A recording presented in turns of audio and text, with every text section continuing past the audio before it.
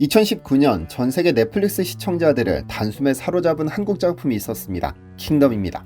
조선시대를 배경으로 한 이 좀비 사극은 단순히 K-드라마 인기를 증명하는 것을 넘어 우리에게 특별한 의미를 던져주었습니다. 전 세계 시청자들이 한복의 아름다움에 매료되고 주지은 등 갓을 쓴 남자 주인공들의 모습에 열광했던 것이죠.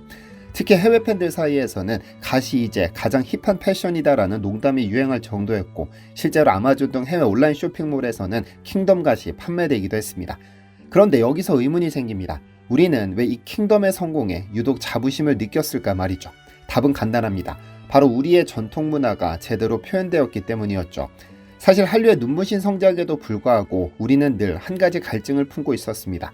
BTS가 빌보드를 정복하고 블랙핑크가 전 세계 팬들을 휘어잡고 기생충이 오스카를 휩쓸어도 정작 우리의 전통 문화는 상대적으로 덜 알려지고 있다는 아쉬운 말입니다. 실제로 한국국제문화교류진흥원의 2023 해외 한류 실태조사 결과를 보면 전 세계 응답자 중 70% 이상이 한국 문화 콘텐츠에 대해 트렌디하고 세련됐다, 혁신적이다라는 이미지를 갖고 있다고 답했습니다. 이는 한국 대중문화의 현대적 감각을 높게 평가한 것입니다. 같은 조사에서 한류 팬들이 한국 하면 가장 먼저 떠올리는 것으로 꼽은 키워드는 압도적으로 K-팝, 그 다음이 드라마, 영화 순이었습니다.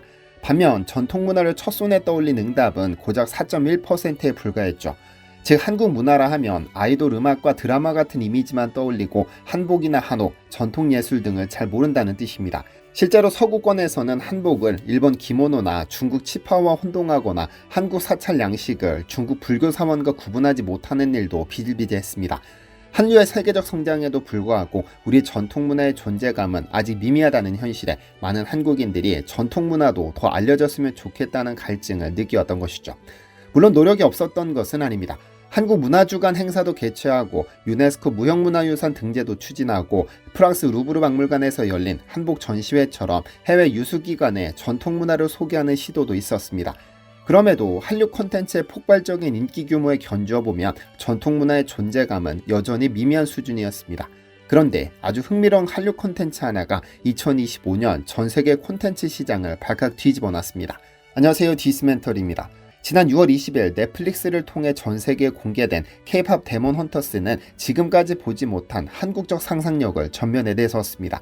처음 이 작품이 공개될 때만 해도 큰 기대는 없었습니다. 오히려 애니메이션 업계 관계자들 사이에서는 어느 정도 성과는 있겠지만 시장을 뒤흔들 작품은 아니다라는 평가가 지배적이었는데요.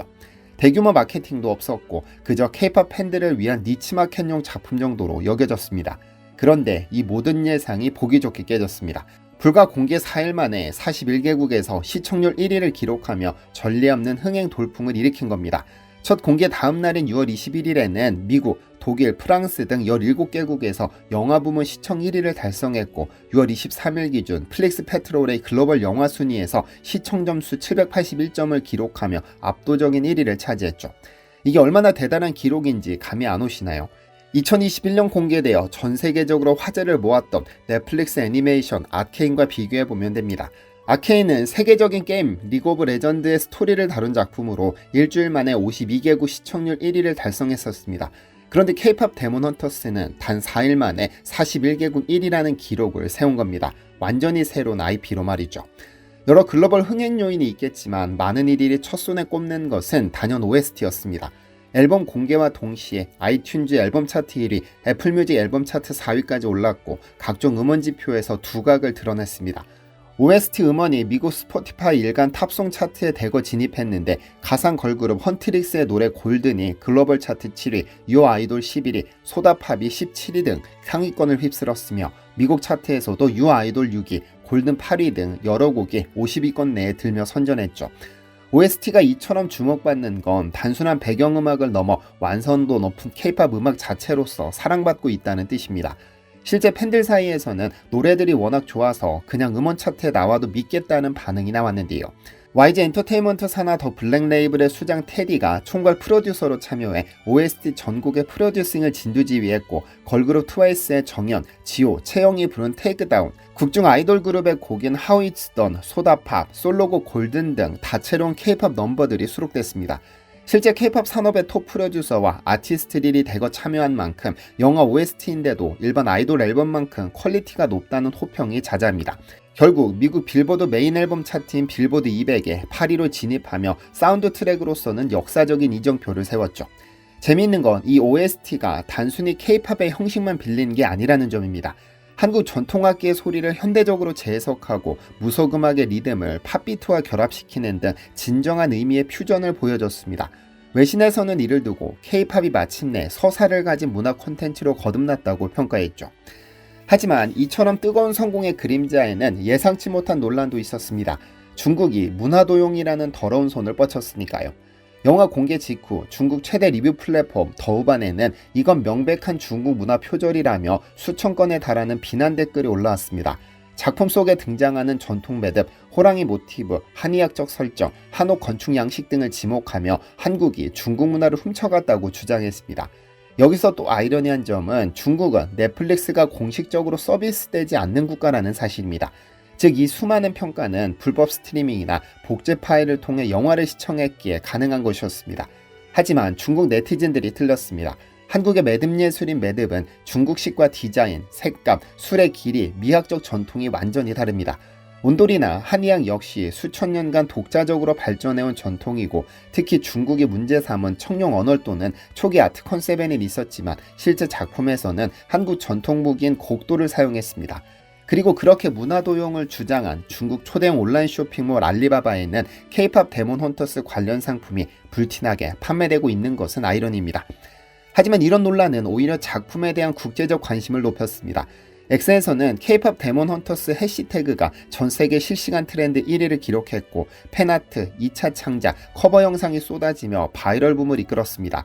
비평가들의 평가도 대체로 호의적이었습니다. 로튼토마토에서는 비평가 점수 97%, 관객 점수 94%라는 높은 점수를 기록했고 외신들은 아름답고 강력한 문화 혼합의 사례라며 극찬했습니다. 시각적 연출, 뮤지컬 스타일, 캐릭터 디자인, 유머, 특히 성우진의 연기와 음악의 조화가 높은 평가를 받은 겁니다. 물론 서사 전개의 속도나 관계 묘사의 부족을 지적한 의견도 있었습니다만 이는 82분이라는 짧은 러닝타임의 한계였고 팬덤의 열광적인 반응이 이를 압도했습니다. 오히려 많은 팬들이 시즌2나 시리즈화를 요구하고 있는 상황이죠. 이 작품의 성공이 우리에게 던지는 메시지는 분명합니다. 한국 전통 문화도 충분히 글로벌 콘텐츠의 중심이 될 수 있다는 것, 그리고 진정성 있는 문화적 접근이 얼마나 강력한 힘을 발휘할 수 있는지 말이죠. 단순히 K-팝의 인기에 편승한 것이 아니라 한국 문화의 깊이와 아름다움을 현대적으로 재해석한 작품입니다. 무속신앙이라는 다소 낯선 소재를 K-팝이라는 친숙한 형식과 결합시켜 전 세계 시청자들이 자연스럽게 한국 전통 문화에 관심을 갖도록 만들었죠. 특히 주목할 점은 이 작품이 키즈 등급으로 제작되어 온 가족이 함께 볼 수 있다는 사실입니다. 이는 한국 문화가 세대를 넘어 전 세계인들에게 친숙하게 다가갈 수 있는 가능성을 보여줍니다. 넷플릭스는 이미 공식 소셜미디어 프로필을 변경했고 국립박물관과의 콜라보레이션 상품은 출시 즉시 품절됐습니다. 업계에서는 이 작품이 아바타 아앙의 전설이나 아케인처럼 장기 시리즈로 발전할 가능성이 높다고 보고 있기도 합니다. 돌이켜보면 우리는 오랫동안 이런 순간을 기다려왔을지도 모릅니다. BTS가 그래미 무대에 서고 기생충이 아카데미를 휩쓸 때도 느꼈던 그 자부심. 하지만 동시에 우리 전통 문화도 이렇게 사랑받았으면 하며 품었던 아쉬움 말이죠. K-팝 데몬 헌터스는 그 갈증을 해소해주는 작품입니다.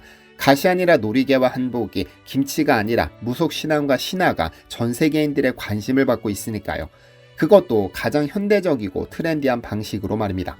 사전 기대가 낮았던 작품이 입소문만으로 글로벌 시청률 1위를 석권하며 콘텐츠 시장의 예측 불가능성과 동시에 한국 전통문화를 베이스로 한 작품의 무한한 잠재력을 증명했습니다.